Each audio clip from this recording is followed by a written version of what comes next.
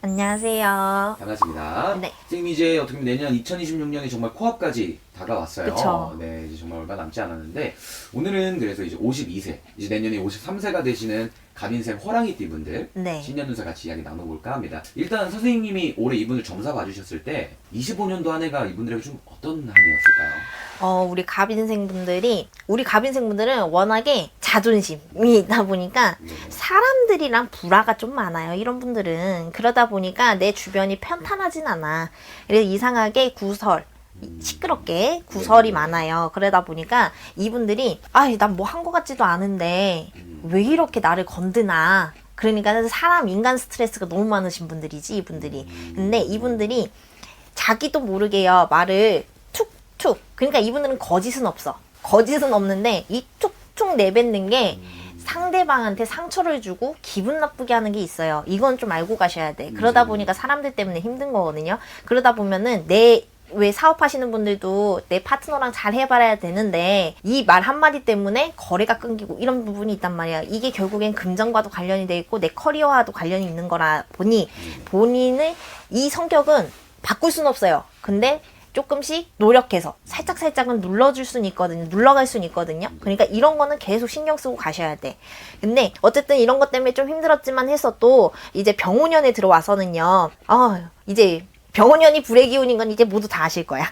제 거 많이 보신 분들은. 그래가지고 불의 기운이 강하면요. 에너지 변화 변동수가 되게 많아요. 그러다 보니까 이분들한테도 변화 변동수가 들어오는데 이분들은 특히나 약간 정리라는 키워드도 같이 들어오거든요. 그래서 이분들 같은 경우는요, 병오년이 약간 준비한 것들을 실질화할 수 있고, 실질적으로 할 수 있고, 실천할 수 있다라고 보시면 될 것 같고, 다만, 속도가 너무 지나치지 않으셔야 되고, 선택은 신중하셔야 된다라는 거를 알고 계시면 좋겠어요. 그래서 이분들을 조금 자세하게 얘기하자라고 하면요, 일적으로 좀 보자라고 하면은요, 그동안 쌓아왔던 경험, 성과가 이제 연결된다라고 해요. 그래가지고 조직 내에서 내가 책임감을 좀 가져야 될 일이 생긴다라고 하거든요. 그러니까 약간의 직급으로 따지자 그러면은 내가 대리였다라고 하면, 예를 들어 대리였다라고 하면은 조금 승진해서 그 위에 대리위가 과장인가요? 네, 뭐 과장, 그죠. 그렇게 올라간다라고 보시면 될 것 같고요. 물론 조직 내마다 다 다르겠지만 직급은. 그래서 조직 내에 내가 조금 중요한 역할을 맡는다라고 보시면 될 것 같고요. 그리고 약간 전환의 기운도 같이 돌기 때문에요. 내가 완전한 이직보다는요. 이분들은 내가 여기 만약에 A라는 회사에서 일을 하다가 갑자기 뜬금없이 B라는 회사, 아예 상관없는 쪽으로 이직을 하는 것보다요. 내 업무 자체가 조금 범위가 확장된다. 내 지금 일하는 회사 안에서 업무 범위가 좀 확장된다. 아니면은 누군가 나한테 자문을 구하는 형태? 이런 식으로의 변화가 많으니까요. 누군가가 약간 컨설팅처럼 제안을 많이 해올 수 있거든요. 그러니까 이런 거는 그냥 조금씩 보시고 이게 나한테 괜찮다 싶으면 하시고요. 정말 신중하게. 안 맞는 것도 있어요. 그러니까 신중하게 하셔야 돼요.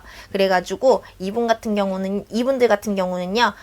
내 역량, 내 지식, 명성이 되게 좋은 사람들이거든요. 그러니까 자기가 할 일은 진짜 잘하는 사람들이에요. 그래가지고 이런 거를 조금 문서화 해가지고요.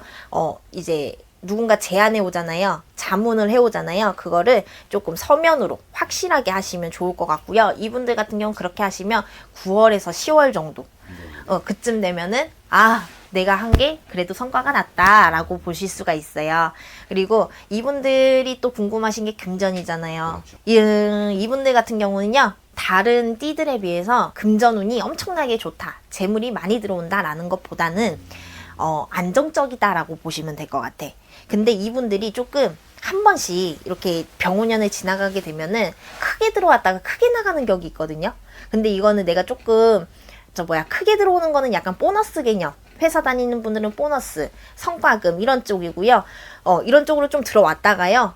내가 가족들 때문에, 가족의 일 때문에 좀 지출이 크게 나간다라고 하니까는요. 그런 거는 조금 신경 쓰셨으면 좋겠고, 이건 어쩔 수 없는 거.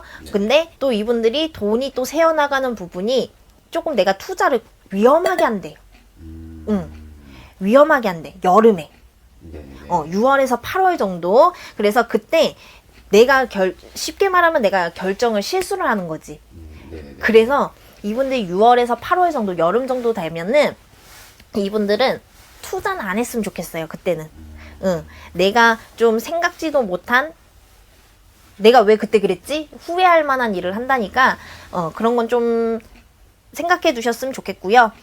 그리고 이분들 같은 경우는 조금의 비상금은 이렇게 해놓는 게 좋겠어요.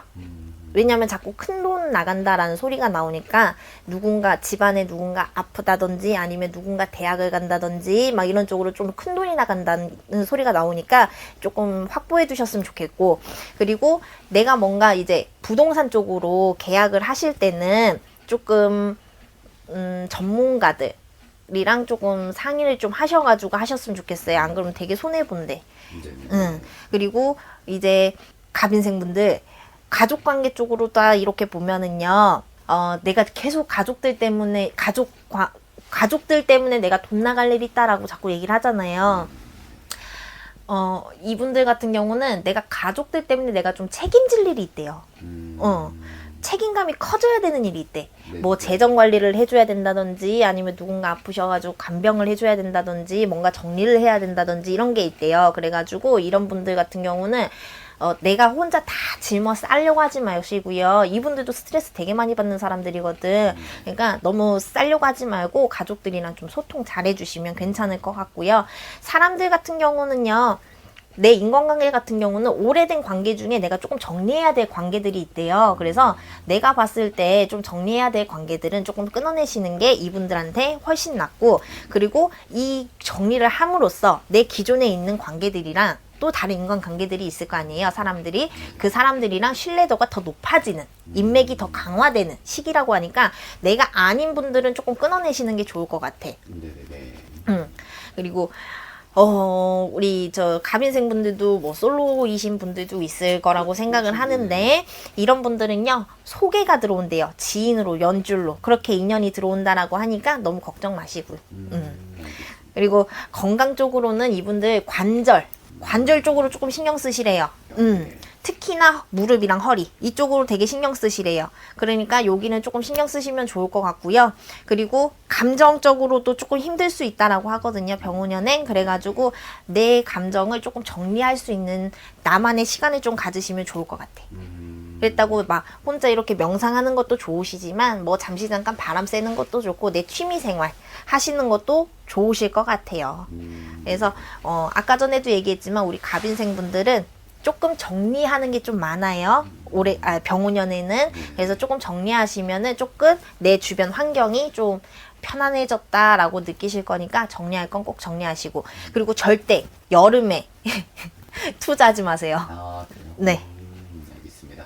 그러면 갑인생분들 이렇게 신용해서 알아보니까 그래도 확실히 25년도보다 내는 괜찮아요. 나아 보이.